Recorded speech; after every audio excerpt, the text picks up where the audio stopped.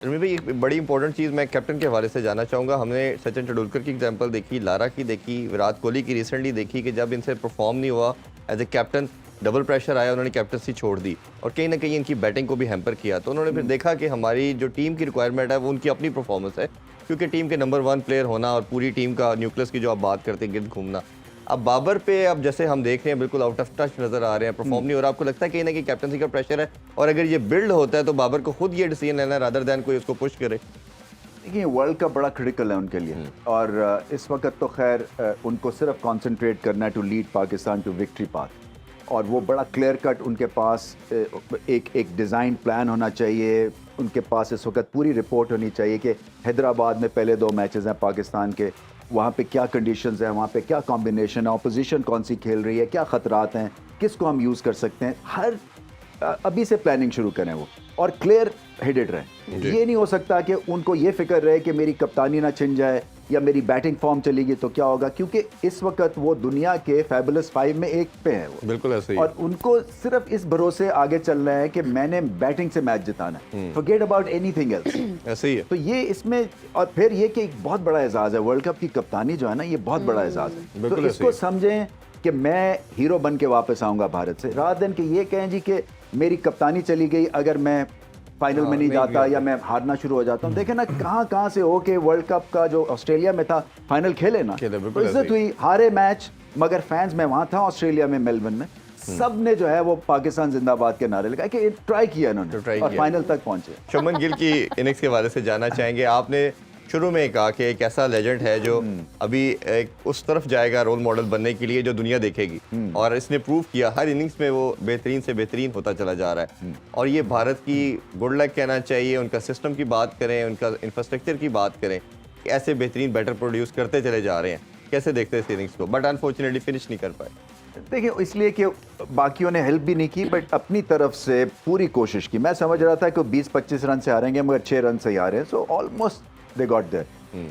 जो इरफान बैट्समैन होता है जिसमें एक नेचुरल टैलेंट एबिलिटी होती है, वो ऐसे लगता है जैसे उसके पास एक्स्ट्रा टाइम है। आप रोहित शर्मा को देख लें, इवन विराट कोहली को देख लें, आप बाबर आजम को देख लें, ये ऐसे प्लेयर्स हैं जो कि आपको पता चलता है कि ये बाकी जो है वो रश्ड होते हैं, ये नहीं होते हैं। ऐसे ही। तो ये जो शुभमन गिल है ना, तो पहले तो ये इसमें वो लेजी एलिगेंस आप कह लें, या ये क्लासिकल बैटिंग करते हैं, और क्लासिकल बैटिंग में ये छक्का भी लगाते हैं, ऐसे ही पक्की शॉट खेलते हैं, चौका भी मारते हैं, सिंगल्स भी, और टेम्परामेंटली स्ट्रांग है। सो जब इनको ओरिजिनल क्लासिकल इनिंग्स खेलनी है अलॉन्ग द ग्राउंड, ये आपको वो करके देंगे, और मुश्किल पिच पे रन्स करने वाले हैं। आप देख रहे हैं रोहित शर्मा स्ट्रगल करते हैं मुश्किल पिच पे, कभी बोल्ड हो जाते हैं, कभी फोकस नहीं होता। ये उनकी परफेक्ट रिप्लेसमेंट है, और मुझे ऐसा लगता है ये सब रिकॉर्ड तोड़ देंगे। अभी बाबर आजम के बिल्कुल करीब आ गए हैं as the world's best in ODI cricket में, शायद इस सेंचुरी के बाद नंबर 1 ना हो गया।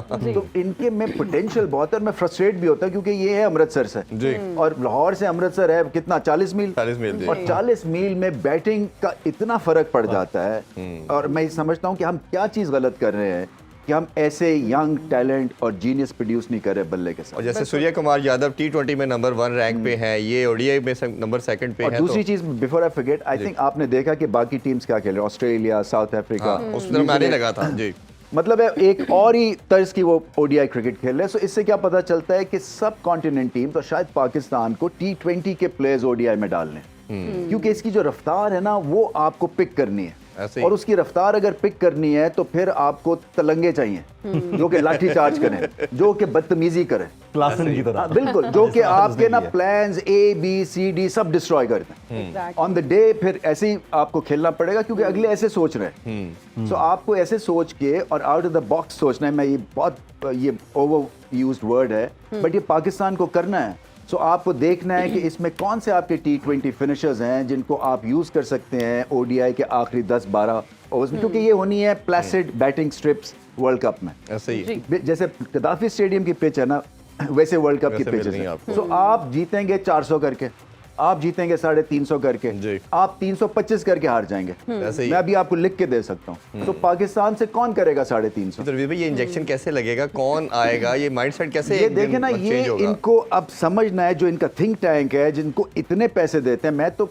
मतलब है, मेरा फ्रस्ट्रेट होता था कि ये बाहर से आके हमारे डॉलर्स लेके, और कोई ऐसी कोई कोर्स करेक्शन, कोई माइंडसेट चेंज भी नहीं करते हैं ये जो बाहर से आते हैं। इसलिए कि अब देखें ये जो पाकिस्तान का थिंक टैंक है सारे साउथ अफ्रीकन भर लिए उन्होंने, ऐसे ही। क्योंकि हेड कोच जो है वो साउथ अफ्रीका का अफ्रीकन है, है। तो ये ऐसे नहीं होना चाहिए ना, आपको बेस्ट बंदे पिक करने हैं जो कि पाकिस्तान की क्रिकेट को ऊपर लेके जाएं, और पाकिस्तानियों से ज्यादा और कौन पैशनेट होगा ये काम करने के लिए। आप उनको रेट नहीं करते, आप कहते हैं ये सियासत करते हैं। कैसे सियासत कर सकते हैं जब उनकी ट्रेनिंग है, जब उनको पता है कि जॉब ऑन द लाइन होगी और उनको एक मौका मिला है।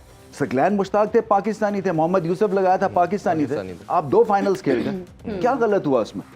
तो ये एक माइंडसेट है ना, इसको भी बदलना है, मगर इस तरह की सोच ये थिंक टैंक लेके आएगा। ये बाबर आजम को ऐसे सोचना है, ये सीनियर प्लेयर्स को ऐसे सोचना है। ये नहीं सोचना कि एक बैक स्पैज़म हल्का सा हुआ या किसी को बुखार हो गया तो वो डू और डाई मैच से कहे जी मैं अवेलेबल नहीं हूँ। इस स्पिरिट से आप नहीं खेल सकते हैं ऐसे ही। और हमने पास में आप लोगों के एरा में देखा कि टेम्परेचर क्या, रोजे रख के भी लोग खेले, सब कुछ किया। देखिए ना, ये आपको एक अपॉर्चुनिटी मिल रही है टू बिकम अ हीरो। अब ये जब आप इस अपॉर्चुनिटी को रिगार्ड ही नहीं करेंगे तो फिर अगली दफा अपॉर्चुनिटी आपका रिगार्ड नहीं करेगी, फिर आपको 12th मैन बना देंगे, फिर आप रोते फिरेंगे। हाँ, कि अपॉर्चुनिटी नहीं मिली। ये क्या एक अप्रोच है, माइंडसेट, और यंगस्टर भी इसको क्यों नहीं दोनों हाथों से कैच करता। और अगर ज़मान की बात करें तो उसकी जो खूबसूरती है वो यॉर्कर थी, तो हमने लास्ट ओवर में कोई भी यॉर्कर नहीं देखा। लाहौर के अंदर को 2 दफ़ा टाइटल जिता चुके हैं। मुझे कई दफ़ा लगता है कि जो हमारा सिस्टम जिसके थ्रू ये टैलेंट ऊपर आता है ना, वो गेम अवेयरनेस जो है ना वो अभी खासी लैक करती है। इसलिए यंगस्टर्स जो है ना वो क्रिटिकल मिस्टेक्स कर देते हैं जो दूसरे मुल्कों के यंगस्टर्स नहीं करते हैं। ऐसे ही वो अपने आप को कि चांस देंगे या अच्छे बॉल पे आउट होंगे या कोई तरीका होगा, तरीका वारदात भी उनको पता होगा और आउट होने का भी आई थिंक कोई रीज़न होता है। हमारे यहाँ जो है ना वो बेमकसद बिल्कुल बेतुकी सी कई दफ़ा हिटिंग हो रही होती है या बॉलिंग हो रही होती है या फील्ड प्लेस ठीक नहीं करते। मैं समझता हूँ कि हर बॉलर को अपनी फील्ड खुद सेट करनी है ताकि ये कप्तान के हाथ से निकाल लें ना। ये हम सब कहते हैं कि जी डिफेंसिव हैं, वो अटैक नहीं करते हैं, तो इनको किसने रोका है कि अपनी फील्ड ना सेट करें और सबको बताएं कि देखें मेरा तर्ज जो अमल है वो डिफरेंट है, मेरी अप्रोच डिफरेंट है।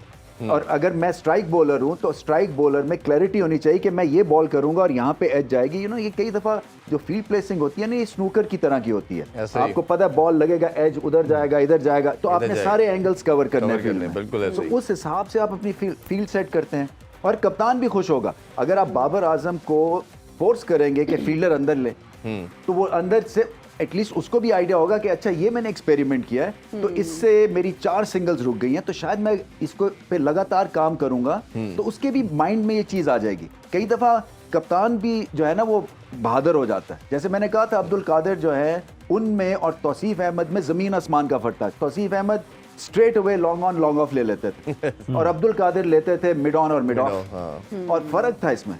तो इसीलिए कादिर ज्यादा खेले इमरान के नीचे, तौसीफ इतना नहीं खेला, क्योंकि वो पता चल जाता है कि अप्रोच क्या है, आप आउट करने के लिए तैयार है, आप रिस्क लेने के लिए तैयार है, यू नो, आप तगड़ा है, आपका टेम्परामेंट स्ट्रांग है। खेलों से रिलेटेड तमाम अहम खबरें और अपडेट जानने के लिए सुनो न्यूज़ के यूट्यूब चैनल को भी सब्सक्राइब करें और बेल आइकन को क्लिक करना मत भूलिएगा।